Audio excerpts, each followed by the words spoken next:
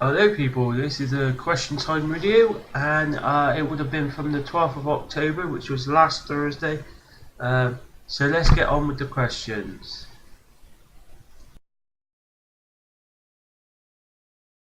Please, from Sally Abernethy, please. Sally Abernethy? Should abortion law in Northern Ireland be amended to reflect changing public attitudes? Well, it's kind of, this is United Kingdom in 2017, I'm sorry, but at the end of the day, it should never be in place now. It's a form of keeping women in control, because what happens to the man? The man has sex with the woman. What happens to the man? What is he governed by? He ain't governed by nothing. He can go and have sex with loads of women, walk away from them, and then it's the woman that's got to go through that pregnancy on her own. And if she hasn't got no family, and that bloke runs off, she's got all that responsibility, and she's forced, not by particularly the public, not by the politicians, but by the public themselves. It's sick.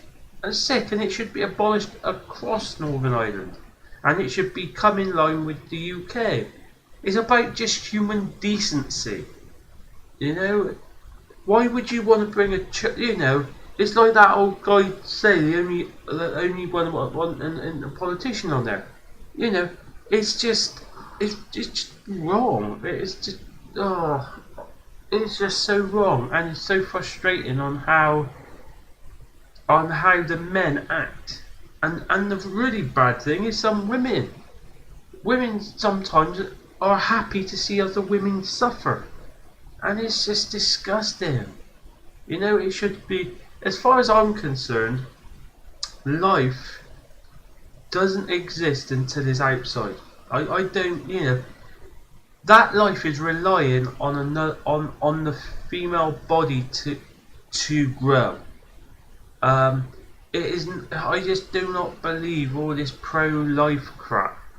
And like that guy said, wasn't it? Oh, they may be pro-life, but they don't care what happens to the child and the mother after. And yeah, it's absolutely disgusting, and I cannot believe in 2017 we're having a discussion about this. It's a form of control over the woman, and I think it's about time that was done away with, because nothing happens to them. If they're going to keep it, fine. Alright, have a link with the man to force the man to see that child. There should be something there that is also forced onto the male whose baby that is. But there isn't. All there is a moral issue with the bloke. Oh, well, it is my child. No, the woman don't get a choice, the bloke don't get a choice. But oh no, it doesn't work like that, does it? It is different. It's different for the man. He could just walk off and do nothing.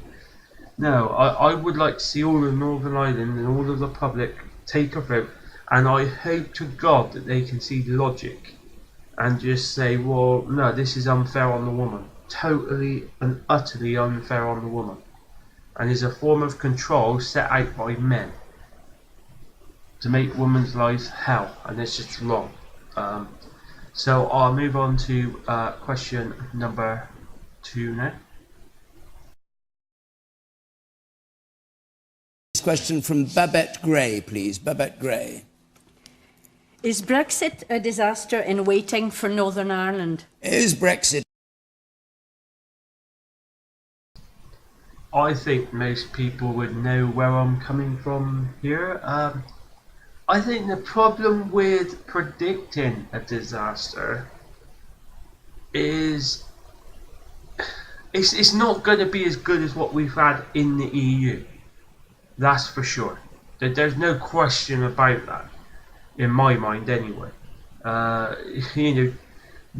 Trading internationally is going to be very hard, and it's not going to be easy. And people keep saying the EU is a protectionist. It is a protectionist. It doesn't help you trade. Yeah, but when you're inside of that, you are getting protected. That's your point of having Now we're leaving that and we're going to be on the outside, and all the levers are making it sound wonderful. And if anyone tries to come out and pinpoint reality and the problems, oh, you're scaremongering, you're just a remoaner and all this crap.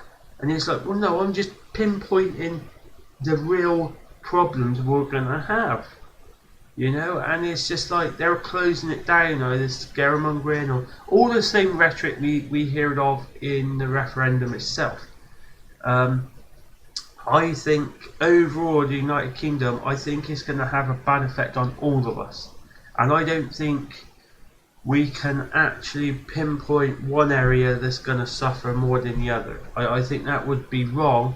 And I think that would be separating the United Kingdom even more than it already is, which I don't think is a good thing, especially considering that we are leaving.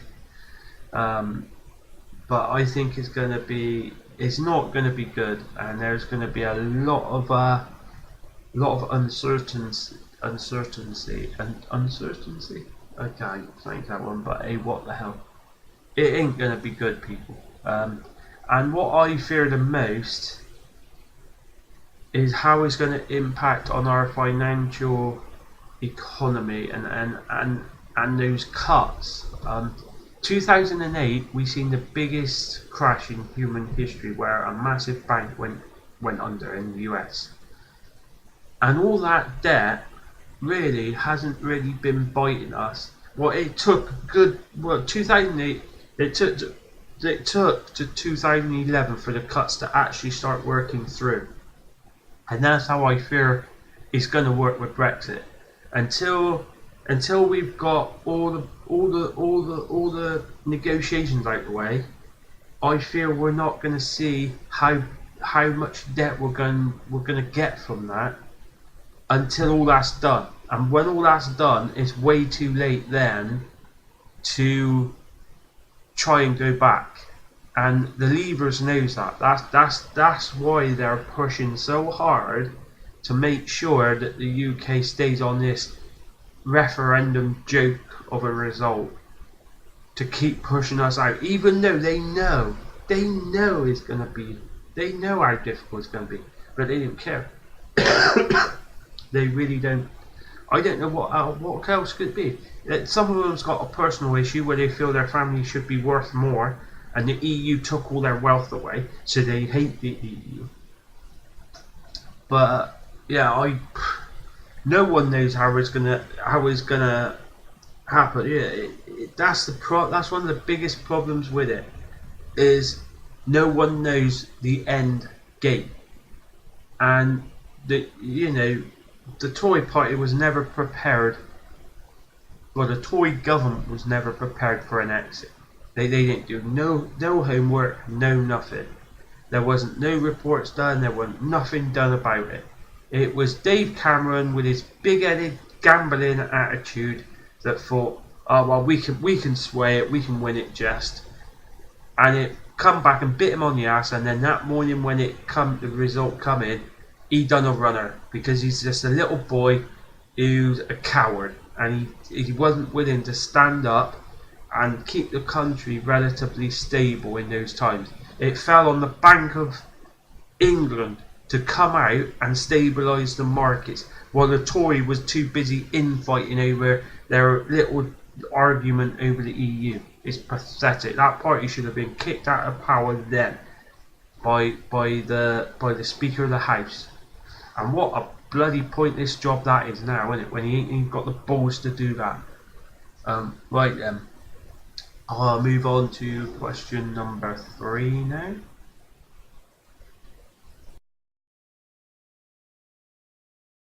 Your question, please, and let's just go to that for a moment.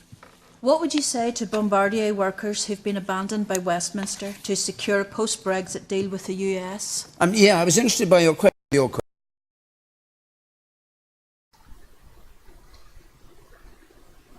Right, my understanding with this is Bowen is saying it's unfair advantage because they're getting the Canada government has been subsidising Bombardier. So the tariffs has gone up. So yeah. So the first thing the British government should have done when these tariffs was announced by the US, they should have went to the World Trade Organization rules and open up a dispute to say, well, hold on a minute, this is totally unfair. Then what would have happened is Boeing would have had to go to the World Trade Organizations and prove that they've lost money because of what's happened in Canada and the so-called subsidies given to this airline. Now the problem that Boeing would have had with that is Boeing hasn't been in this market of airlines for years. So how would they have ever been able to prove that they've lost money? If they ain't building that size aircraft, and they have, my understanding is they haven't for years. So it's like that all they want to do is probably get rid of that particular aircraft, so then airliners that wants to buy new aircraft are more likely to go with their aircraft. But yeah, that's my understanding, and obviously the World Trade Organizations will have clearly seen that Boeing's lost no money from it, and all Boeing's doing is using the USA government to look after the USA government. Like many was saying in the crowd, this is purely Boeing, a massive multi-billion pound industry in their own right, basically knocking out competition so they can sell more planes. It is absolutely disgusting, and this Tory government, I don't know what the hell they're doing. I don't think they got a clue what they're doing. All they would have had to done is open up the dispute. Now maybe Boeing said to the government behind closed doors, if you do that, we'll just stop investing. But we need a government that's willing to stand up on the international stage and challenge these big multinationals. We're going to be leaving the EU. We ain't going to have the EU to back us up. And if we haven't got a government in power that's willing to stand up and punch back as hard as they're trying to punch us, what the hell is going to happen on the international stage when we've got to do other hard deals with big multinational companies or countries?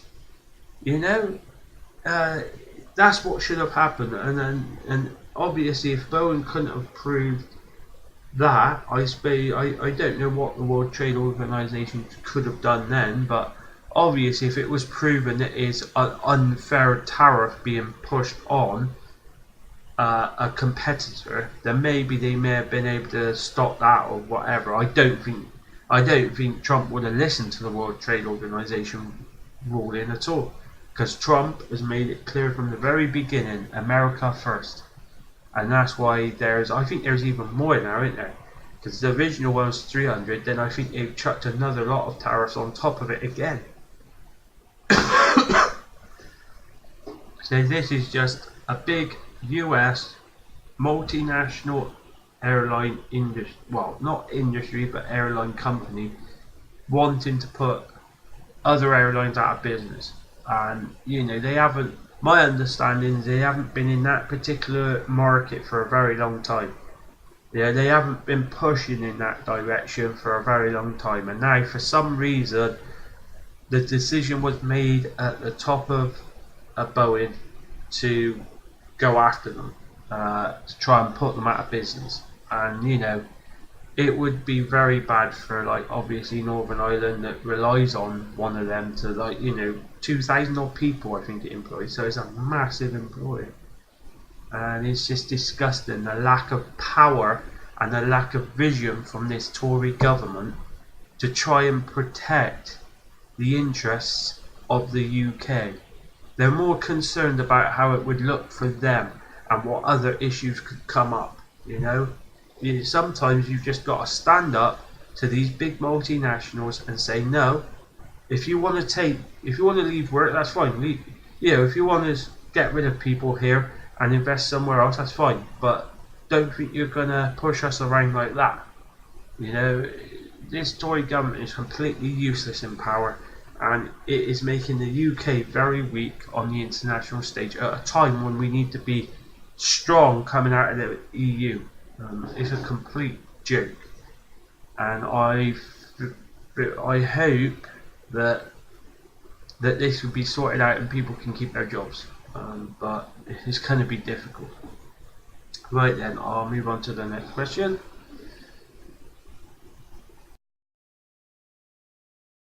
Jacqueline Gray, please. Jacqueline Gray. Do the MLAs on the panel feel any sense of embarrassment over receiving full salaries while they have been effectively bickering like toddlers?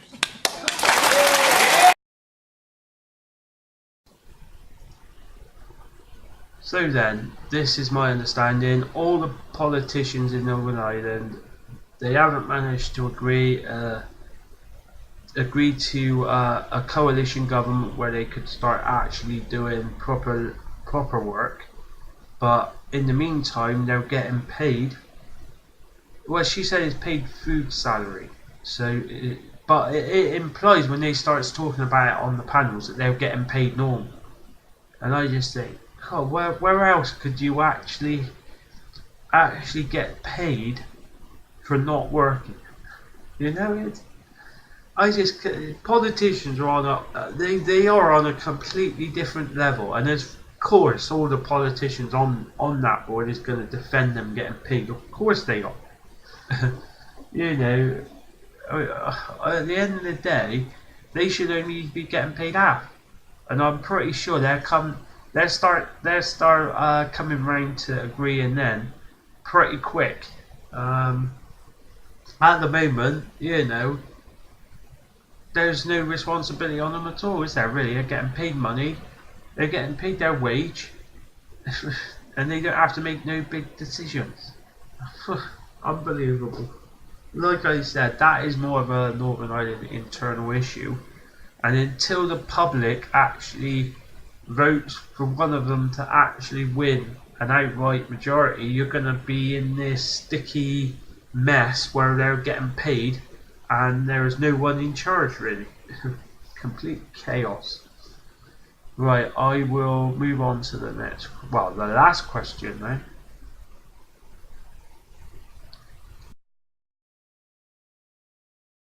Naomi Moore. Does Harvey Weinstein deserve a second chance? Harvey Weinstein. Naomi Moore.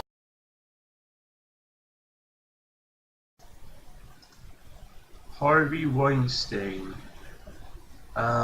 What makes me laugh with this is, you know, him and Trump has pretty much done the same type of thing. Trump can get away with it, calling it locker room talk, where this guy is just, well, he's over. He's just an average guy now. He's lost everything because of the things he's been doing to women. But yet Trump, you could tell Trump does the same type of thing. That's why he loves Russia so much, because Russia treats women like shit. Ooh, I shouldn't have sworn out. Oh well. But yeah, that's how annoying it is, people. Is Trump treats women like they're nothing, but yet this guy has also done the same type of thing, but yet he's getting harangued by. The one question I would like to know is how many women actually did sleep with him or do whatever he wanted and they actually got a decent deal from it. Obviously no woman who did actually follow through with what he wanted would come forward and say, well, I did do it to get my better career. I bet there's far more women that actually did to get a better career or something than the women that's coming out and saying, well, no, he wanted me to, but I said no. You know, those types of men uses their power to say to women, look, you do this, I'll help you out. You know, a tit for tat kind of deal.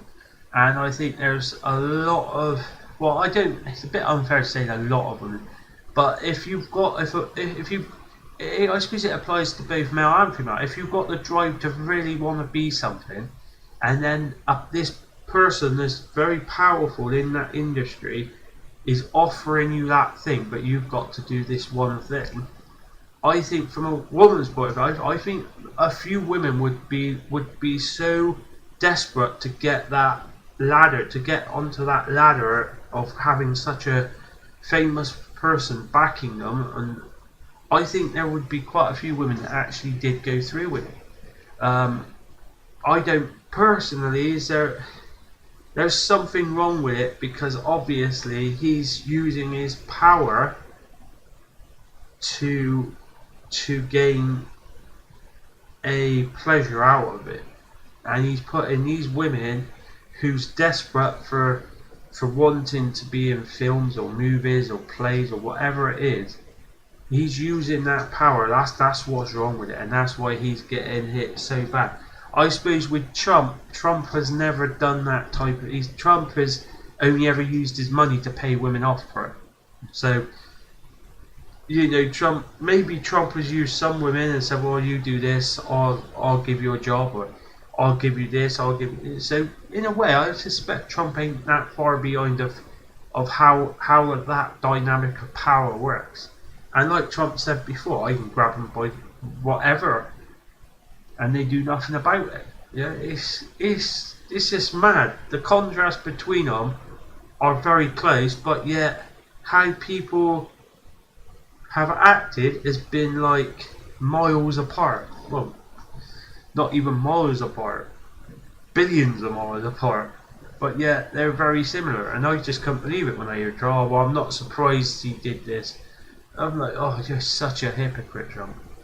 But of course, this Harvey, whatever his name is, it isn't right what he did, and he's going to get punished for it. What? Even if he is found innocent in court now, his reputation is gone, because there are so many women coming forward and saying things that he wanted them to do, or doing inappropriate things like walking out of the bathroom with nothing on. His career is over no matter what now, even if he's found not guilty in court and he comes out. I don't think many people is going to trust him, because of the things he's done to so many women.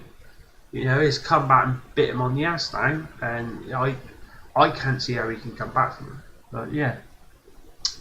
Right then, that brings the question time in Belfast to an end. It's been a little bit of a quicker one, but like I said, some internal issues with the Belfast politicians and that, it makes it a bit more difficult, because obviously I don't keep up with the Belfast politicians that much. But you know, overall it wasn't a bad set of questions, and yeah, until the next question time, thanks for watching, people.